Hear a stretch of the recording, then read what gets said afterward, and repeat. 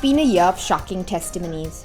More and more women around the world are speaking up about their experiences with sexual assault and harassment since the Me Too movement began in October 2017. It started in the US after accusations of sexual misconduct against Hollywood producer Harvey Weinstein became public. Following the call of actor Alyssa Milano, millions of women started to share their own stories of sexual abuse and harassment using the hashtag #MeToo. CEOs, preachers, politicians, artists, athletes, and journalists around the world were all named in accounts of sexual abuse.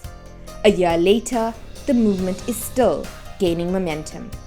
And in India, a flurry of allegations of sexual misconduct has shaken the media and entertainment industries.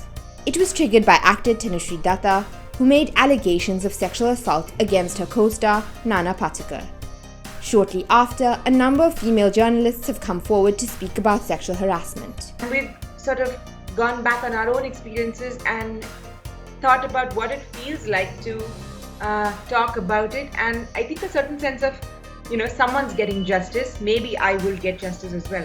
The backlash faced by women who have spoken out has prompted others to come to their defense and also talk about their own experiences. One woman told me that I saw you being trolled for calling this editor out, and I knew I had to say something because I've had a similar experience. But why is the Me Too movement gaining a foothold now in India? I think what has changed in 10 years is social media, access to technology, and more women taking part in all public spaces. For example, more women on social media who are there to, take the word forward, take the movement forward. But while the tide is growing in India, it witnessed a blow in the US after Judge Brett Kavanaugh was confirmed to Supreme Court, despite allegations of sexual misconduct. Dr. Ford, with what degree of certainty do you believe Brett Kavanaugh assaulted you? 100%. These were the words of Dr. Christine Blasey Ford when she testified before the Senate, saying she was assaulted by Kavanaugh in high school.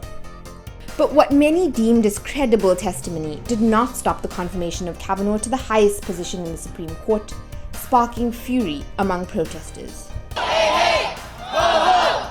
Kavanaugh has got to go! Among the protesters was Alyssa Milano, a prominent face of the Me Too movement.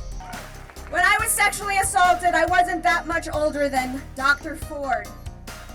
And I watched yesterday in that room and I was horrified when those Republicans refused to believe her, refused to even question her, and refused to take her allegations seriously.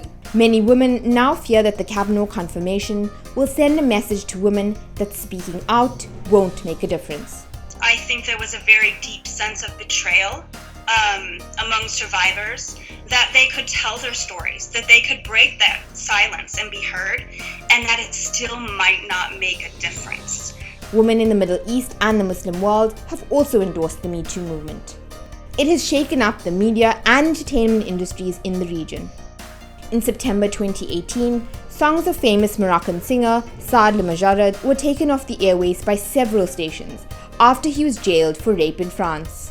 In Egypt, 2 leading journalists were accused of sexual harassment. May Al-Shami, an Egyptian journalist, took to social media to reveal that she was sexually harassed by her supervisor in Yom Sabah, one of the biggest newspapers in Egypt. But Al-Shami faced a campaign of slander after she came forward. But many came to her defense with the hashtag #SupportMayAlShami. Another prominent Egyptian journalist and TV personality, Yusri Foda, was accused by 3 women of sexual harassment. He was forced to leave the German channel he was employed at. The Me Too movement has helped open a conversation on the extent and prevalence of sexual abuse. But will it keep its momentum?